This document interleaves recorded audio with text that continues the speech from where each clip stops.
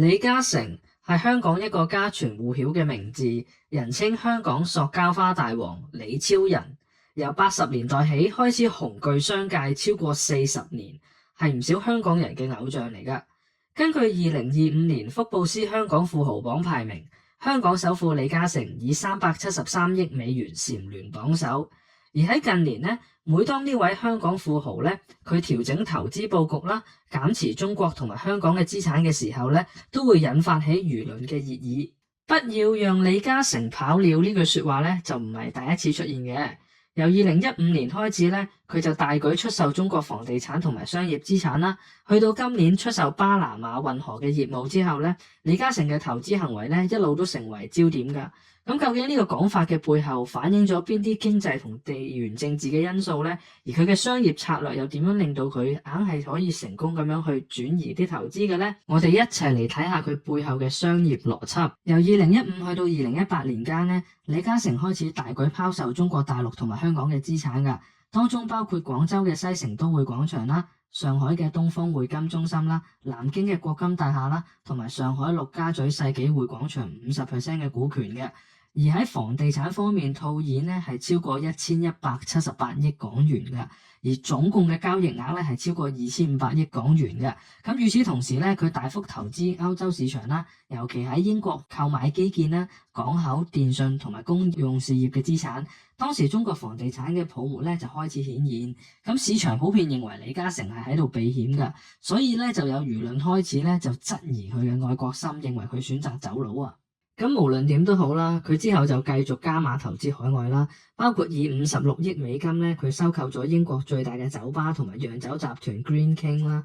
咁2025年咧，李嘉誠旗下嘅長江咧，以190億美元將全球嘅港口業務咧，當中包括巴拿馬運河嘅港口咧，就賣俾以美國貝萊德領導嘅財團。咁此舉咧就被視為對美國降低中國影響力要求嘅回應啦，咁導致中國官方咧就強烈不滿嘅，甚至好罕見咁樣咧透過官媒直接去批評佢喪權辱國啊、背叛中國人咁樣嘅，咁再次咧就掀起咗唔好俾李嘉誠走佬嘅聲浪啦。咁李嘉誠嘅投資舉動咧，往往都被視為咧對中國經濟信心嘅指標嚟嘅。佢全球化業務佈局咧，令到投資嘅時候咧更加咁靈活去運用啲資金啦。咁當中長江90% 嘅收入咧，其實係嚟自中國以外嘅市場嘅。嗱，我哋咧睇翻咧長江基建2023年嘅年報啦，佢嘅大部分資產咧其實係位於英國同埋其他亞洲以外嘅市場噶。超過90% 嘅利潤咧，都係嚟自亞洲以外嘅業務。咁如果以英國業務咁去分咧，佢直接盈利係去到36% 嘅。之前咧，佢喺英國進行第2次上市啊嘛。咁佢主要獲取咧就係嚟自國際投資者嘅龐大資本啦，當中包括英國退休基金嗰啲咁啦。咁長遠就係增加股份嘅流動性嘅。咁事實上咧，長江咧佢投資歐洲咧，尤其是係英國嘅電信業務咧，已經有20幾年歷史㗎啦。咁喺2000年嘅時候咧，李嘉誠喺英國賣橙啊嘛，即係咧佢出售咗英國電信業務 Orange 啦。咁當時係賺咗超過1100億港元嘅，係破咗香港有史以嚟嘅紀錄㗎。咁佢之後重組翻當地嘅電信業務3UK咧，近年咧佢就同當地嘅電信集團 Vodafone 咧就合併㗎。而且長和目前咧超過一半嘅資產都係歐洲嘅，當中英國就包括咗21%啊。咁調翻轉咧喺香港其實得3-4% 嘅啫。咁所以相信未來咧，佢喺英國同埋歐洲嘅投資咧只會有增無減。所以其實長江佢同英國公司其實都冇乜分別㗎啦。咁有分析認為咧，香港目前股市市值啦同埋外資基金嘅投資都比較低迷㗎嘛。咁如果你交易低，股市嘅估值同價值都低嘅話，其實對上市公司梗係不利啦。咁所以香港作為國際金融市場嘅吸引力咧係減咗㗎。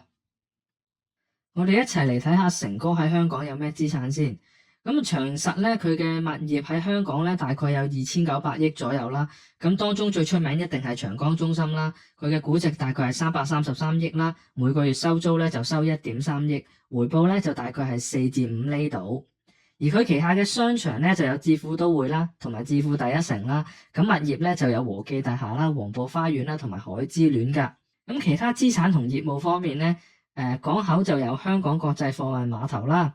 咁零售方面咧就有百佳、屈臣氏、豐澤，媒體咧就有新城、信報、View 同 Now， 食品咧就有新奇士同 Mr. Juice。咁網絡通訊方面咧就係最出名一定係 CSL、HKT、網信行同埋三。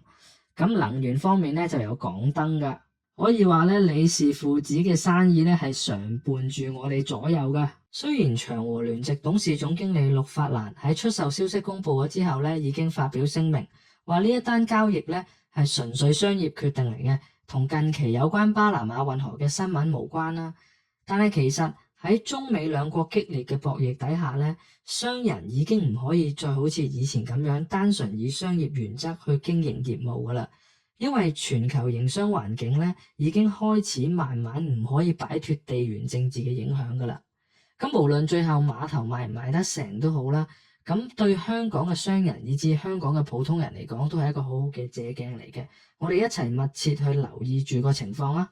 如果想了解多啲香港樓市財經最新資訊嘅朋友，歡迎大家點讚、訂閱同埋留言㗎。多謝大家，拜拜。